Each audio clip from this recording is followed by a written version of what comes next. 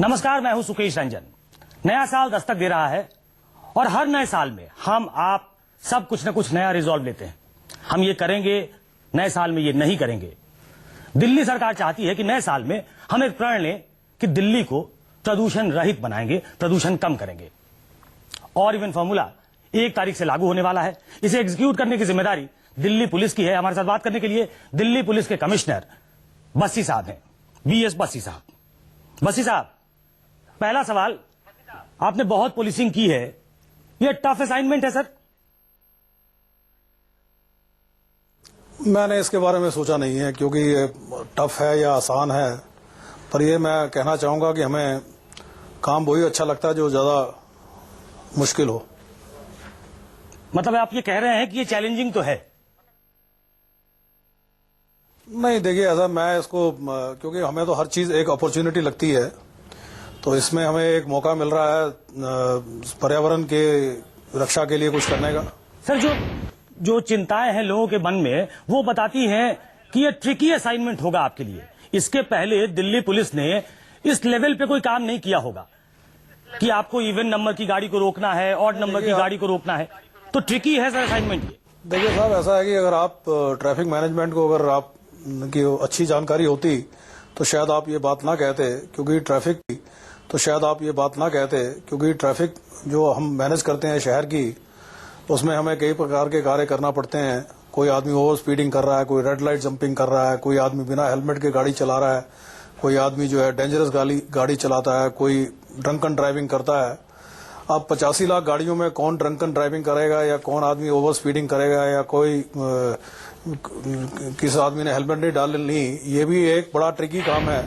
तो अब ट्रिकी है या नहीं ट्रिकी है, इसको हमें नहीं सोचना। हमें तो अपना मकसद देखना है कि हमें जो है दिल्ली के अंदर में सुरक्षित ट्रैफिक चलानी है। अब उसमें एक नया आयाम जुड़ जाएगा कि हमें दिल्ली के अंदर में किसी दिन ऑड गाड़ी को चलने देना है, किसी दिन ऑड इवन गाड़ी को चलने देना है। तो इसमें मुझे कोई ज्यादा समस्या नजर नहीं आ रही। सर, ये 1 तारीख से लागू होने वाला है और आज तो नोटिफाई भी हो गया। पहले ये था कि नोटिफिकेशन नहीं हुआ है, दिल्ली पुलिस को मालूम भी नहीं था। सर, कोई मीटिंग आप लोगों की हुई कि ये आनन फानन में कर दिया गया? नहीं, देखिए ऐसा, जब पहली बार ये अनाउंस हुआ था उस समय हमें इसकी जानकारी नहीं थी, क्योंकि ये सडनली इस बात को डिसाइड किया गया था। पर उसके बाद में चंद दिन के बाद में हमारे को जो मीटिंग्स थी उसमें बुलाया गया। हमारे अफसर उसमें जाया करते थे।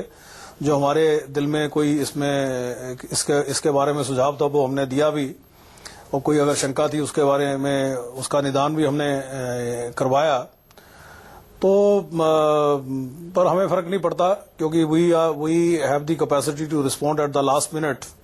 इवन अदरवाइज हमें जो है डिस्ट्रेस में ही आदमी याद करता है, तो इसलिए लास्ट मिनट पे भी अगर हमें इन्फॉर्मेशन मिलती है उससे कोई हमें फर्क नहीं पड़ता। सर, कुछ लोगों के सवाल लेते हैं। मैं तो एक माध्यम हूं, लेकिन लोगों के मन में बहुत तरह की आशंकाएं हैं, क्या होगा, कैसे होगा। तो दिल्ली की जनता आपसे कुछ सवाल करना चाहती है। पहले उनका सवाल सुन लीजिए और उनका जवाब आपसे अपेक्षित है। मुझे ये पूछना है कि जैसे कि अभी पुलिस वाले कहीं भी किसी को रोक के चेकिंग करते हैं, तो अगर ऑड एंड इवन फार्मूला लागू हो जाएगा तो जगह जगह ट्रैफिक जाम नहीं हो जाएगा? क्योंकि तब तो पुलिस वाले ऑड और इवन एक नया चेकिंग की शुरुआत हो जाएगी और ये बहुत बड़ी मुश्किल हो जाएगी सारे यात्रियों के लिए। तो इसके लिए आप क्या करेंगे सर? बस्सी साहब, आपने सवाल सुना? देखिए, जब भी हम कोई कार्य करते हैं उसमें हम इस बात का ख्याल रखते हैं कि दिल्ली की जनता को उसमें इनकन्वीनियंस ना हो। तो ये भी जो एक नया कार्य हम करेंगे 1 तारीख से, उसमें हमारा यही प्रयास रहेगा कि दिल्ली की जनता को इसमें तकलीफ ना हो। में जो भी हम एजुकेशन ड्राइव लॉन्च करेंगे, जो भी हम रेगुलेशन ड्राइव लॉन्च करेंगे या जो भी एनफोर्समेंट का कार्य हम इसमें करेंगे, आपको महसूस भी नहीं होगा कि दिल्ली पुलिस अपना कार्य कर रही है इस बारे में। सर, एक और सवाल लेते हैं। मेरा एक क्वेश्चन ये रहेगा कि इमरजेंसी केस में जैसे कि बोला गया ट्रस्ट बेसिस पे छोड़ा जाएगा, तो वो ट्रस्ट बेसिस बेसिकली क्या है? कि मैं कोई भी जाके कुछ भी कह सकता है कि मैं ये इमरजेंसी है, वो इमरजेंसी है, या कोई पर्टिकुलर सर्टिफिकेट दिखाना है हमको फॉर ए सिचुएशन की हम इसके वजह से हम यहाँ पर जा रहे हैं और अपनी गाड़ी का वायलेट कर रहे हैं जो भी हमारे रूल्स है? ये मेरा क्वेश्चन। देखिए, इस बारे में जो आप अगर नोटिफिकेशन देखेंगे तो नोटिफिकेशन का जो 23वीं एग्जम्पशन है, एक्सेप्शन है, उसमें कहा गया है कि विश्वास के ऊपर में इस बात को माना जाएगा। तो अगर हमें कोई व्यक्ति इस प्रकार की बात कहेगा तो हमें जो है उसकी बात पे विश्वास करना पड़ेगा। मेरी जनता से अपील है कि कम से कम 15 दिन नए साल में आप झूठ न बोलें। बसी साहब, ये किस किस चीज को एग्जेम्प्ट करेंगे आप? एग्जेम्पशन की एक लंबी चौड़ी लिस्ट है और सुना यह गया कि एग्जेम्पशन में आप यकीन नहीं रखते थे, एग्जेम्पशन ना होता तो बेहतर था, लेकिन अब किसी की तबीयत खराब है, वो आपको कहेगा आपको ट्रस्ट पे जाना पड़ेगा, आपको ट्रस्ट करना पड़ेगा, तो ये कौन कौन सी चीजें एग्जेम्प्टेड हैं, कैसे करेंगे इसको? देखिए, ऐसा कि 25 एग्जेम्पशंस हैं, उसकी मैं यहाँ पे उसको एनुमरेट नहीं करना चाहूंगा, पर ये मैं आपको बताना चाहूंगा मोटा मोटी जो है। पहले तो देखिए सारे के सारे 2 व्हीलर्स एग्जेम्प्टेड हैं। उसके अलावा अगर कोई व्यक्ति कहता है उसको मेडिकल इमरजेंसी है, वो भी एग्जेम्प्टेड होगा। अगर कोई महिला अकेली जा रही है तो वो भी एग्जेम्प्टेड होगी। महिला के साथ में अगर कोई 12 साल का बच्चा है वो भी एग्जेम्प्टेड होगा। उसके बाद में इमरजेंसी सर्विसेज के व्हीकल्स एग्जेम्प्टेड है। CAPF, army, air force, navy, police की गाड़ियां एग्जेम्प्टेड हैं। उसके अलावा कुछ कॉन्स्टिट्यूशनल पोजीशंस पे व्यक्ति बैठे हुए हैं, उनकी गाड़ियां एग्जेम्प्टेड है। कुछ आदमी जो प्रोटेक्टेड पर्सन है उनकी गाड़ियां एग्जेम्प्टेड है। तो इसलिए एग्जेम्पशंस की लिस्ट बहुत लंबी चौड़ी है। तो पर्सनली स्पीकिंग अगर मैं तो इस बारे में ये कहूंगा कि अगर हमें कड़वा घूंट लेना था तो कड़वा घूंट बड़ा लेना था। तो खैर वो मेरी एक पर्सनल राय है। सजेस्ट किया सर आपने, जो अब नोटिफिकेशन है ये सजेस्ट किया, चूंकि इसमें देखिए सेम पेज पे नहीं देना चाहूंगा। सरकार और पुलिस को चूंकि एग्जीक्यूट करना है, इसलिए सेम पेज पे होना जरूरी है। तो कुछ आप सजेस्ट भी कर सकते हैं बच्ची साहब? नहीं, देखिए ऐसा है, ये तो जनाब एक ये पर्सनल राय है, बल्कि आपको शुक्र मनाना चाहिए कि ये एग्जेम्पशंस के कारण आपकी जिंदगी काफी आरामदायक रहेगी। तो इसलिए आप अगर आपके पास एक गाड़ी है तो आप तो एग्जेम्पशंस में ज्यादा खुश होंगे शायद। बस साहब, एक महिला लाइन पे है, वो कुछ पूछना चाहती हैं आप? मेरा ये सवाल है कि जो ऑड इवन चला है गर्ल्स के साथ, उसमें सिर्फ 12 साल के बच्चे को परमिशन दी गई है, उससे ऊपर के लिए बिल्कुल मना हो गया है गवर्नमेंट के थ्रू। तो ये कैसे पॉसिबल है कि 18 पर आप लाइसेंस इशू करते हैं और 12 साल के बच्चे को हमें साथ लेके जाना है? तो मेरा सवाल है कि ये कैसे, मतलब क्या है ये? मतलब 18 तक के बच्चे को अलाउड नहीं है और 12 साल के लिए अलाउ है।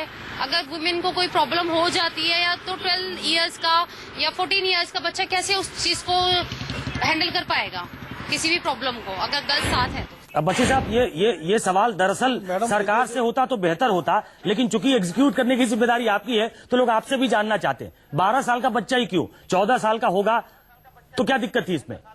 या कैसे आप कहेंगे कि ये 12 साल का नहीं है? क्या वो अपनी सर्टिफिकेट लेके घूमे कि मैं 12 साल का हूँ? नहीं, देखिए ये भी शायद विश्वास पे ही चलेगा। अगर कोई माँ कहती है कि मेरा बच्चा 12 साल का है तो उसको हमें मानना पड़ेगा, अनलेस कि वो 18 या 20 साल का सामने नजर आ रहा हो। और ये आपने कई बार देखा होगा, ट्रेन में भी लोग सफर करते हैं तो बच्चा 5 साल का, 6 साल का, 7 साल वाले को भी लोग सब 5 साल का कह देते हैं। पर मैं लोगों को यही मतलब रिक्वेस्ट करूंगा कि कम से कम 15 दिन के लिए सच बोलें। जहां तक इस महिला का प्रश्न है उसके बारे में मैं ये जानकारी देना चाहूंगा कि सरकार का शायद उद्देश्य ये था कि अगर कोई महिला अकेली जा रही है उसको परमिट कर दिया जाए, और कोई महिला खुद गाड़ी चला के अगर साथ में 12 साल तक का बच्चा लेके जा रही है उसको परमिट कर दिया जाए। चाहूंगा कि अगर कोई महिला कहती है मुझे गाड़ी चलानी नहीं आती, तो वो अगर कहे कि मैं एक ड्राइवर के साथ गाड़ी चला रही हूँ, मतलब ड्राइवर मेरी गाड़ी चला रहा है, तो उसको भी हमें एग्जेम्पशन दे देनी चाहिए। अगर जब हमने या तो एग्जेम्पशन ना दी होती पर इतनी दी हुई है तो एक ये लेजिटिमेटली हम ऐड कर सकते हैं कि कई महिलाएं ऐसी हो सकती हैं जिनको गाड़ी चलानी नहीं आती, तो वो अपने ड्राइवर के साथ उनको जाने की परमिशन मेरे हिसाब से फिर देनी चाहिए थी।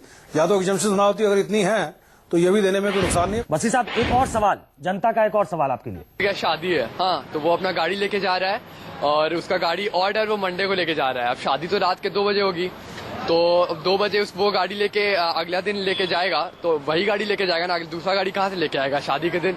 तो फिर उसका फाइन लगा दोगे तो क्या करेगा? वो तो कोई पॉसिबल ही नहीं है। और किसी का इमरजेंसी होगा तो वो क्या करेगा? वैसे 8 से 8 बजे तक ये एनफोर्स करना है बसी साहब, अगर मैं करेक्ट हूँ।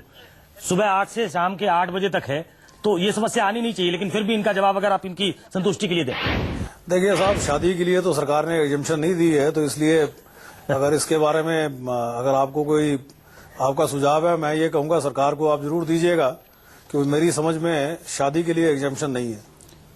बसी साहब, हम जो समझते हैं, क्योंकि ये भी हमारे लिए भी पहला अनुभव है जब हम ऐसी कोई चीज देखेंगे अपने यहाँ, कि बॉर्डर पे जो एनसीआर से भी बहुत सी गाड़ियां आती हैं, तो वहां पे पहले से बैरिकेड वगैरह होती है।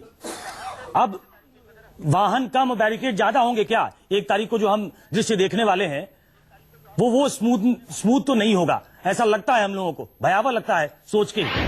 देखिए, मैं फ्यूचर को के अंदर झांकने का प्रयास नहीं करना चाहूंगा। समय आने दीजिएगा, समय आने के बाद में आप अपने वहां कैमरे भेजिएगा, वहां का नजारा आप सबको दिखाइएगा। सर ये बताइए कि कुछ टसल भी हो गया और ये आपका और आम आदमी पार्टी सरकार का लगातार कुछ चलता रहा है, तो आपने कुछ ऐसी बातें कह दी जिस पे रिएक्ट भी कर गए मंत्री जी गोपाल राय जो ट्रांसपोर्ट मिनिस्टर हैं कि विजिलेंटिज्म नहीं चलेगा। वो कह रहे हैं भाई हमारे आप आम आदमी पार्टी के वॉलंटियर्स तो होंगे नहीं, तो कुछ क्या सॉर्ट आउट हो पाया कि कौन लोग होंगे सड़कों पे, वो किसकी परमिशन से होंगे और उनका रोल क्या होगा? उसके लिए हमने लिखा हुआ है, तो मुझे लगता है कि 1 तारीख से पहले इसके बारे में कुछ फाइनल रेजोल्यूशन हो जाएगा। एक और सवाल लेते हैं वसी साहब। मैं नई दिल्ली में रहता हूँ। ईवी नॉट का प्रॉब्लम हम लोगों के लिए सबसे ज्यादा होगा क्योंकि हम स्पोर्ट्समैन हैं। हम लोगों के पास, मैं एक शूटर हूँ, दिल्ली स्टेट का टीम मैनेजर हूँ। सबसे बड़ा प्रॉब्लम हमारे साथ ये है क्योंकि हमारे पास फायर एमुनेशन होता है और दिल्ली स्टेट में जिस तरीके से मैच होते हैं, हम लोगों को सारा फायर एमुनेशन एक साथ लेके जाना पड़ता है, पूरी टीम का लेके जाना पड़ता है। अब आप मुझे ये बताएं, ईवी नॉट की वजह से मेरे को गाड़ी तो एक है, मैं किस तरीके से लेके जाऊंगा? पब्लिक ट्रांसपोर्ट यूज नहीं कर सकता हूँ। वजह उसकी बहुत बड़ी है क्योंकि मेरे को फायर एमुनेशन होता है, पब्लिक ट्रांसपोर्ट वाले पे किस तरीके से विश्वास करूंगा? अब आप बताइए, 15 तारीख के बाद अगर एक्स्ट्रा टाइम बढ़ जाता है, एशियन शूटिंग चैंपियनशिप दिल्ली में हो रही है, मुझे फायर एमुनेशन लेके जाना पड़ेगा और भी बहुत सारे शूटर्स का सामान होता है। वसी साहब, ये बड़ी जेन्युइन सी प्रॉब्लम है और बड़ी पिक्यूलियर सी है, इसमें क्या करेगा आदमी? देखिए, ये समस्या सिर्फ इन साहब की नहीं है, ये समस्या कई मतलब तकरीबन देखिए कहते हैं कि नानक दुखिया सब संसार, हर कोई इसमें दुखिया है। मतलब हमें इस बात को समझना होगा कि पर्यावरण के रक्षण के इंटरेस्ट में अगर हमें कुछ सैक्रिफाइस करनी पड़ती है तो करनी पड़ेगी। बाकी अगर ये उसके बावजूद भी अगर ये कहते हैं कि हमारे को समस्या है, तो मैं ये कहूंगा कि सरकार के साथ में ये अपना विचारों का आदान प्रदान करें। हो सकता है सरकार इनकी बात मान के एक 26वीं एग्जम्पशन बना दे। वसी साहब, आपकी राय में ये जो प्रयोग हुआ है ये सही है? देखिए साहब, मैं अपनी व्यक्तिगत राय नहीं देना चाहूंगा, पर मैं इतना जरूर कहना चाहूंगा कि साफ हवा, साफ पानी, साफ पर्यावरण हर व्यक्ति का मौलिक अधिकार है और इसके लिए कुछ ना कुछ तो करना है। वो क्या करना है उसके ऊपर में अच्छे से हम सारे समाज को सोच विचार करना है, ताकि जो भी किया जाए वो इस प्रकार से किया जाए कि पूरे समाज की उसमें शमूलियत हो। वसी साहब, आपसे ये सवाल मैंने इसलिए पूछा था क्योंकि आप इस शहर के शहरी भी हैं, आपने यहीं पढ़ाई की है, यहीं पुलिसिंग की है, तो आप एक बेहतर व्यक्ति हैं ये बताने के लिए कि जिस तरीके से इसको लागू किया गया है और एग्जीक्यूट करने के लिए आपको कहा गया है, क्या हम कुछ और समय लेते, एक ऐसा ओपिनियन तैयार करते, मिल बैठ के बात करते और उसके बाद शुरू करते, तब बेहतर होता, या अभी जो कर रहे हैं वो ठीक है? देखिए, ऐसा है कि सहज पके सो मीठा हो, इसमें तो कोई शक की बात ही नहीं है। अपने अनुभव से, व्यक्तिगत अनुभव से, पुलिसिंग के अनुभव से ये कह सकते हैं कि आप इसको एक सक्सेसफुल प्लान बनाकर देंगे, 15 दिन के बाद ये चालू रहेगा, ऐसा आप कमिट कर सकते हैं? ये कह सकते हैं कि ये सक्सेसफुल हो जाएगा? देखिए, पुलिस की तरफ से ये फेल नहीं होगा। थैंक यू वसी साहब। पुलिस की तरफ से अगर फेल नहीं होगा तो दिल्ली साफ होगी और प्रदूषण मुक्त तो नहीं कह सकता, लेकिन प्रदूषण कम होगा, इस बात की आप गारंटी दे रहे हैं। और मुझे लगता है कि अगर सेम पेज पे दिल्ली पुलिस और दिल्ली सरकार चलती है तो आने वाले दिनों में शायद एक बेहतर दिल्ली, स्वच्छ दिल्ली हमको देखने को मिलेगी। बहुत बहुत शुक्रिया वसी साहब हमसे बात करने के लिए।